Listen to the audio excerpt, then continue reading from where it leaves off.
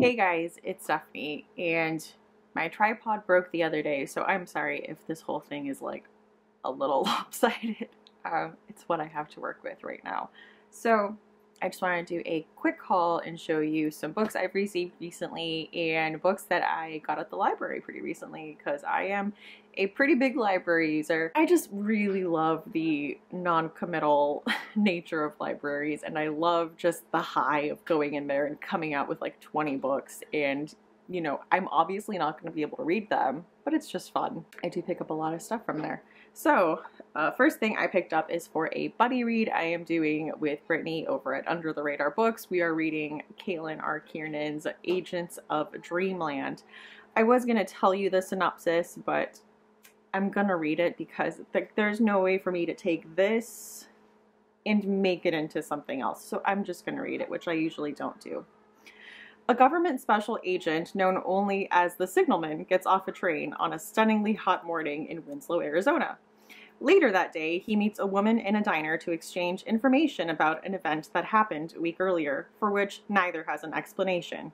But that haunts the Signalman. In a ranch house near the Salton Sea, a cult leader gathers up the weak and susceptible, the children of the next level, and offers them something to believe in and a chance for transcendence. The future is coming, and they will help to usher it in. A day after the events at the ranch house that disturbed the signalman so deeply that he and the government sought out help from other sources, the Johns Hopkins University Applied Physics Laboratory abruptly loses contact with NASA's interplanetary probe, New Horizons. Something out beyond the orbit of Pluto has made contact, and a woman floating outside of time looks to the future and the past for answers as to what can save humanity. So that's a lot. That's like a lot going on that I couldn't possibly take and explain. Caitlin R. Kiernan is one of those authors that shows up on a lot of like horror, sci-fi, horror, dark fantasy lists. So I've been meaning to check her out. I know she has like a best of collection coming out this year. I think those are short stories anyway. So I've been wanting to read this for a long time. Like I said, it's like a very short novella. We'll see how that goes, because that sounds crazy. I picked up another book that I have been wanting to read for a long time. My library didn't have this on audio. I think they only had the ebook, so I just figured I'd read the physical copy. So that is 6 Weeks by Mur Lafferty. What interested me about this is that this is a locked room mystery in space with clones.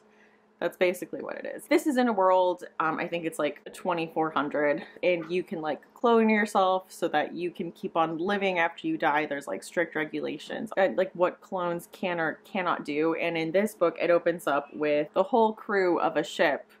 Their clones all wake up at the same time. And when they come out of their chamber things, I don't know, like where they were stored, when they come out, they see like a crazy gory crime scene, and they see versions of themselves, and like some of them have aged for decades, and they don't know like what year it is, what happened in that time. Like it's called like their mind maps weren't updated, so it's just very confusing. And they know that like one of them is the killer, and all of these people have criminal pasts. So it's like a really good like mystery. Like everyone kind of has a motive. Everyone has a dark secret. They're like, you know, they're in a very locked room up in space. Like, what are they gonna do? So interesting. Like I said, I've been wanting to read it for a long time. So that is 6 Weeks by Mur Lafferty. And then one that I just picked up because I was like, this is one I've been like kind of wanting to read, and it's you can't find it. They only had like a limited release publication, so not that it's like hundreds of dollars, but on Amazon these are like $40. And that is The Complete Drive-In by Joe R. Lansdale. And this is a collection of like 3 small novels that are just these like super gory like B-movie level stories that all take place at a drive-in, and they're just, from what I can gather, just supposed to be ridiculous. All kinds of horror creatures and aliens, and it's just supposed to be like a fun popcorn B-movie type experience. So that is The Complete Drive-In by Joe R. Lansdale. Now for books that were sent to me. First one is Swipe Right for Murder by Derek Milman. This is, Derek Milman was the author of Scream All Night, which I loved last year, ended up being one of my favorite books of the year. So this is obviously a nod to like Dial M for Murder. So it's supposed to be like a Hitchcockian level thriller, but it's a teenager and he was gonna go hook up with some guy, and he wakes up in a hotel room, and I think the guy is dead, and they're trying to like pin this murder on him. So it's like a hookup turned deadly, hunted by the FBI, targeted by a murderous cult, accused of cyber terrorism, increasingly irritated texts from friends, eye contact with a good-looking guy on a train. Aiden Jameson has a lot to deal with, and he's not quite sure which comes first. So it's like a mistaken identity caper. Seems like a really good, fast-paced, like, YA thriller. So I'm excited for that. It'll be coming out in August, so I'll be getting to this sometime soon. Ooh, another one that is going to be coming out.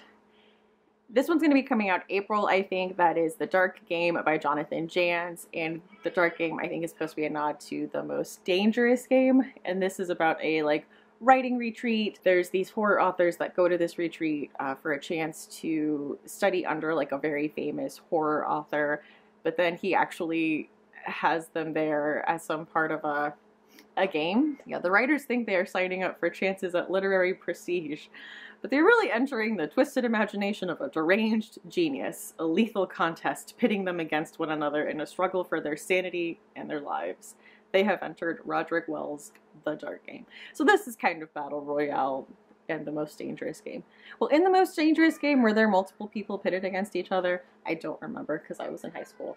But sounds really good. And like I said, I love Jonathan Janz. He is one of my favorites. So I was really excited for this one. This one seems so funny. This is called Race Me in a Lobster Suit by... who's the author? Kelly Mahan, and the subtitle is Absurd Internet Ads and the Conversations That Followed. And basically she got obsessed with the idea of like, sometimes when you look on Craigslist, there's just like really odd jobs. And so she started posting these really crazy, strange jobs to see what kind of people respond to that. And so like some of them are like, race me in a lobster suit. And so she includes the transcripts of the conversations. Like people are like, can I bring my own lobster suit? Will you provide the lobster suit? Like we're just so funny. And it's like, I love, this is Quirk Books. I love the way Quirk lays out their books. They're so funny. So I had just finished binging Nathan For You. And I feel like this is gonna fill that void of just like strange interactions with people like agreeing to do weird things. So let's race me in a lobster suit.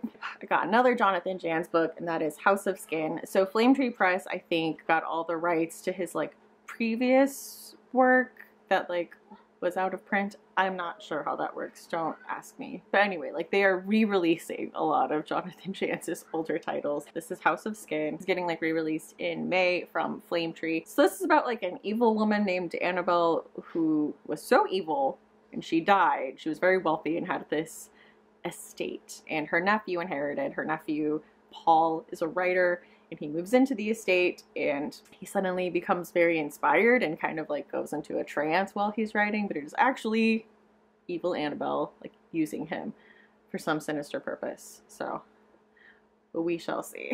So that is House of Skin coming out in May. Then there is Stokers Wild, also from Flame Tree Press, coming out also May. So this is by Stephen Hopstaken and Melissa Prusi. And I don't know if you can see that subtitle there, but it says, Bram Stoker and Oscar Wilde join forces to face a vampire cult determined to open the gates of hell. So with that, I had to read this. And it is basically, what if Bram Stoker and Oscar Wilde had to team up to stop a vampire cult from trying to open up the gates of hell? Yeah, I had to read it. So that is Stokers Wild. That'll be coming out in May from Flame Tree Press. Anyway, guys, those are the books that have come into my life recently. Let me know what you're reading in the comments, or if you are also excited for any of these, or if you've read any of the books like the ones I got from the library, please let me know. Thank you so much for watching, and I hope to see you again soon. Bye!